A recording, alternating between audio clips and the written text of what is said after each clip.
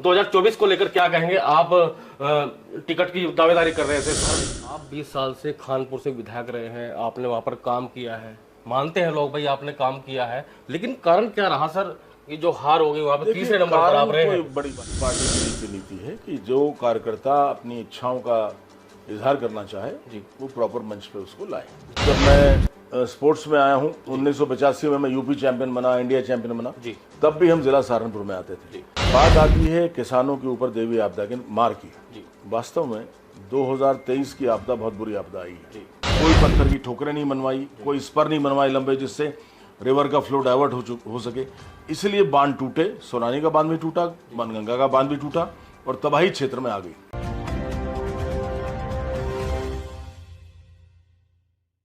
नमस्कार दोस्तों, आप देख रहे हैं रुड़की हब और मैं हूं आपके साथ नितिन कुमार। दोस्तों 2024 की सरगर्मियां तेज हो चुकी हैं, ऐसे में कुंवर पन्नो सिंह चैंपियन जी हमारे साथ मौजूद हैं और सहारनपुर से टिकट की दावेदारी कर रहे थे, चुनाव लड़ने की मांग कर रहे थे, उसको लेकर क्या कहेंगे? और एक बात और बता दूं, हाल ही में जो आकाशीय आपदा है उसके क्षेत्र में बहुत बुरा असर पड़ा है किसानों को लेकर। किसानों के लिए बात करेंगे क्योंकि पुष्कर सिंह धामी जो उत्तराखंड के सीएम है उनसे मुलाकात की थी, समस्याओं को लेकर किसानों की क्या कहेंगे सर? 2024 को लेकर क्या कहेंगे आप? टिकट की दावेदारी कर रहे थे सहारनपुर से।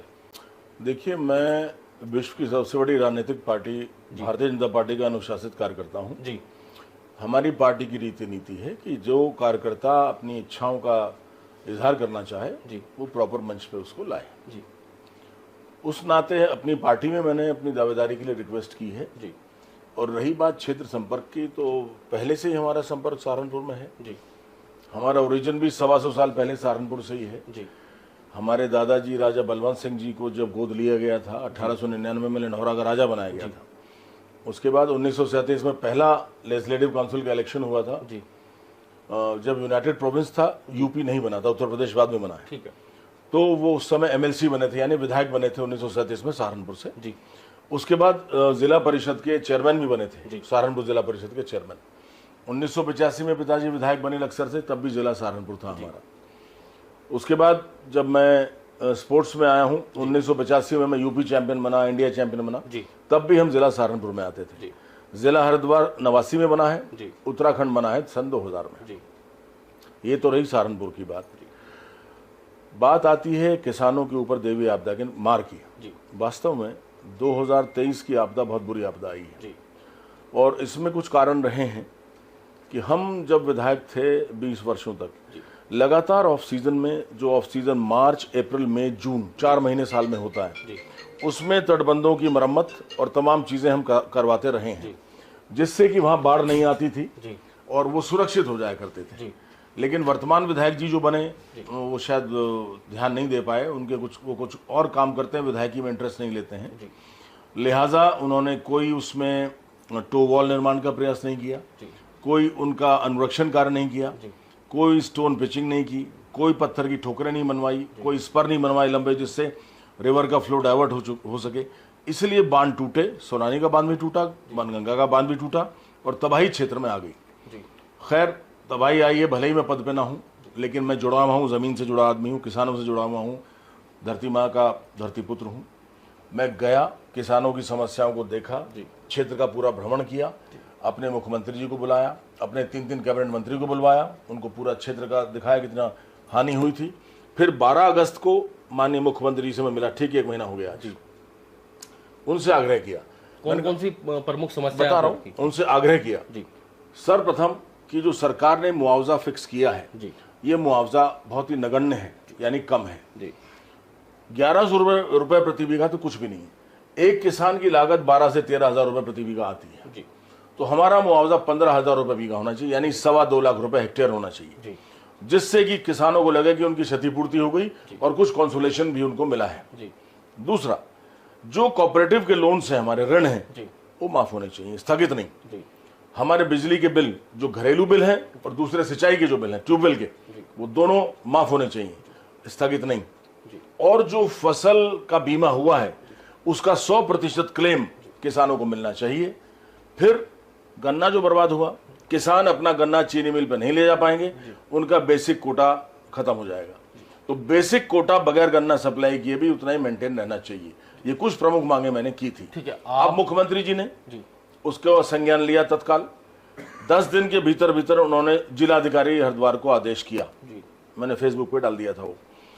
उसमें यह कहा गया है कि मुआवजा बढ़ाने का अधिकार भारत सरकार के गृह मंत्रालय को है और जिलाधिकारी इसकी रिपोर्ट दें।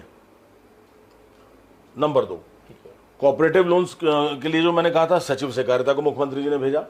जो मैंने बिजली के बिल के लिए कहा था उसका घरेलू कनेक्शंस और ट्यूबवेल कनेक्शंस, वो सचिव ऊर्जा को भेजा गया।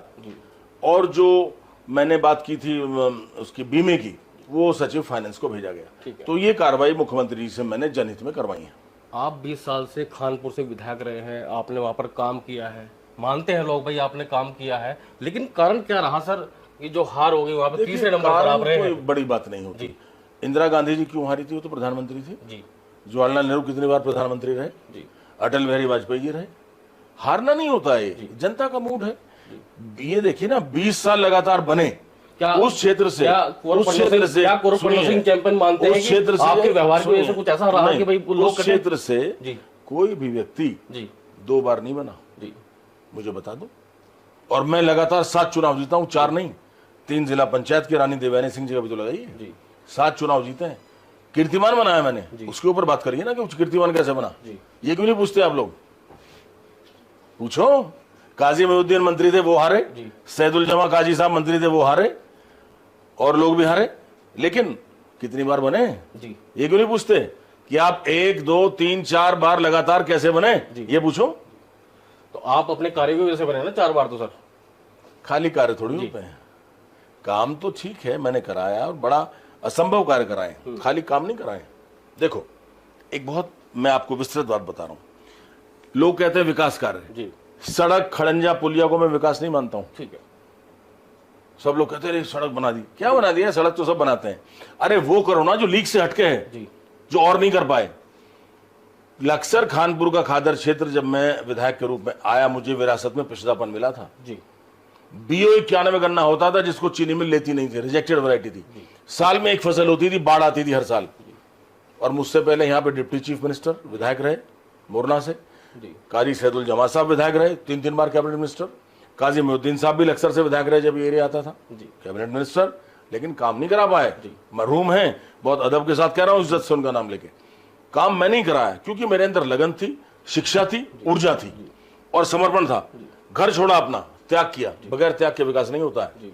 मैंने डिग्री कॉलेज बनवाए, बिजली घर बनवाए, हॉस्पिटल बनवाए, मैंने पुलिस थाने खुलवाए, मैंने उन गांव में स्कूल ले गया 25 गांव में जहां स्कूल ही नहीं थे, राजकीय प्राथमिक विद्यालय, उन 20 गांव में बिजली ले गया जहां बिजली नहीं थी, वहां बांध बनवाया जहां बाढ़ आया करती थी। बाढ़ रुकी, बांध जब बना उसके बाद 1 फसली जमीन 3 फसली हो गई, और जिस गांव में झोपड़ियां रहती थी वहां हवेलियां बन गई। ये विकास किया है मैंने। आप निवर्तमान विधायक हैं, लेकिन हजारों लोग आज भी आपके पास आते हैं अपना काम लेकर, उसको लेकर क्या कहेंगे? आज भी लोगों में आपके प्रति देखिए क्या है, मतलब क्या सोचते हैं आपको लेकर? जनता जनार्दन क्यों आती है? बगैर पद के भी क्यों आती है? जनता जनार्दन आती है किसी उम्मीद पर। They have got a hope from me that when they come to me I will be able to pursue their work and will be able to accomplish it also amongst the adverse circumstances. This is the reason. ये कारण है कि मैं एक स्ट्रगलसम, एक जुझारू व्यक्ति हूं जो समस्याओं से जूझता हूं, स्ट्रगल करता हूं, और मतलब विपरीत दशा में भी मैं संघर्ष करता हूं। और जो आदमी मेरे पास आ गया उम्मीद से, उसके लिए संघर्ष करके काम कराने की चेष्टा करता हूं। ठीक है। दूसरी बात है, मेरे प्रति अल्पसंख्यक वर्ग का बहुत ज्यादा विश्वास बढ़ रहा है। आप देखेंगे मुस्लिम समुदाय मेरे पास बहुत आता है, जबकि भारतीय जनता पार्टी में नहीं जाते हैं लोग जी।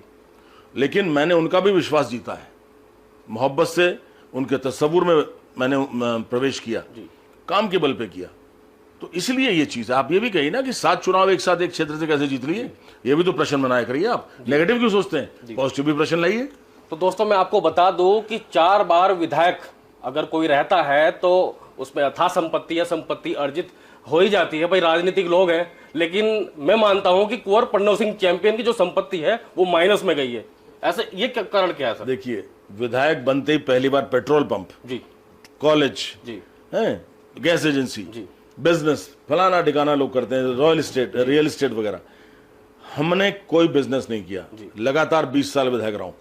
मंत्री का दर्जा मेरे पास 3 बार रहा। कर सकते थे आप, लेकिन नहीं किया। ओबीसी कमीशन का chairman, cabinet minister rank, forest development corporation का chairman, cabinet minister rank, mining corporation का चेयरमैन, कैबिनेट मिनिस्टर रैंक, लेकिन ना खनन करा ना कुछ, सिर्फ जनता की सेवा करी। अपने घर से अपना घर फूंक के तमाशा देखा है, क्योंकि राज परिवार के संस्कार हैं। कभी ऐसे नहीं किया, माँ भगवती हमेशा ऐसे रखे, ये प्रयास रहा है।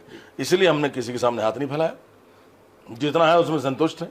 तो युवाओं को लेकर क्या सोचते हैं? खानपुर को लेकर क्या सोच रहे हैं युवाओं को लेकर? एक बड़ा स्टेडियम, एक स्पोर्ट्स चीजें बननी चाहिए वहां, ताकि आपके जैसे वो बन पाए। शूटिंग में आप जैसे जाते हो, मैंने अभी वीडियो देखी थी, आपके दोनों हाथों से आप पिस्टल शूटिंग कर रहे थे, आप देखी थी मैंने वो वीडियो।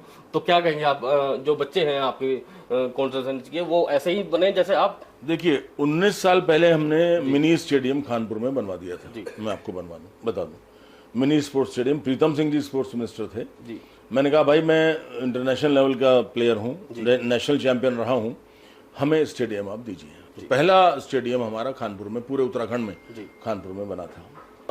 अब आ जाते हैं हरिद्वार सीट पर। हरिद्वार सीट पर भाजपा अपना कैंडिडेट उतारेगी, अभी तक डिक्लेयर नहीं किया। अभी निशंक जी सांसद हैं, उसको लेकर क्या कहेंगे सर? अगर निशंक जी लड़ेंगे तो मोदी जी के नाम पर वोट मांगते हैं, आपने कभी मोदी जी के नाम पर वोट नहीं मांगी, अब आपने तो अपने काम पर वोट मांगी। देखिए, ऐसा है जी, भारतीय जनता पार्टी के जहां तक सवाल आता है, बहुत अनुशासित पार्टी है जी, और सबसे बड़ी विश्व की राजनीतिक पार्टी है। हमें गर्व है कार्यकर्ता होने पर जी।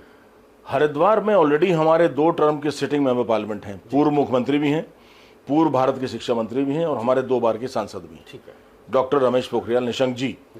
तो यहाँ तो डॉक्टर निशंक का क्लेम बनता है, इसलिए मैंने यहाँ से टिकट नहीं मांगा जी।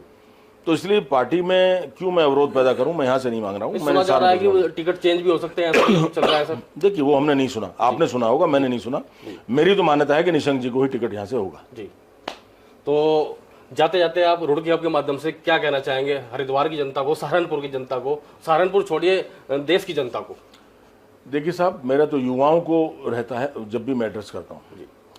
स्वामी विवेकानंद जी कहा करते थे कि मनुष्य को चिर युवा रहना चाहिए, यानी कि आजन्म युवा, कभी बूढ़ा ही ना हो। उसके लिए उसको सत्कर्म करने पड़ते हैं, त्याग का रास्ता अख्तियार करना पड़ता है, और अपना शरीर बनाना पड़ता है, बौद्धिक एकाग्रता भी बनानी पड़ती है। तो हमारे युवा इस चीज को समझें, शिक्षित भी हों, शक्तिशाली भी हों, और अपना मिशन ओरिएंटेड हों। अगर युवा मजबूत हैं तो भारत मजबूत होगा, युवा मजबूत, भारत मजबूत, और हम भारत को विश्व गुरु बनाएंगे। जो मोदी जी कहते हैं, मोदी जी ने कहा था बेटी बचाओ बेटी पढ़ाओ, बहुत अच्छी बात थी। बेटा पढ़ता है 1 पीढ़ी पढ़ती है, बेटी पढ़ती है 3 पीढ़ियां पढ़ती है, इस 3 परिवार पढ़ते हैं। इसलिए मैंने कहा कि युवा अगर हमारे मजबूत हुए, और मजबूती खाली शारीरिक नहीं, शैक्षिक योग्यता भी, ब्रेन एंड ब्रॉन बोथ। उसके बाद हमारा जो अपना अपना कर्म है, चाहे कोई दुकान पे है, चाहे कोई किसान है, चाहे कोई सिपाही है, फौज में सिपाही है, पुलिस में है, चाहे कोई बिजनेसमैन है, चाहे स्टूडेंट है, अपना कर्म तन्मयता से करें, अपने आप को धोखा ना दें।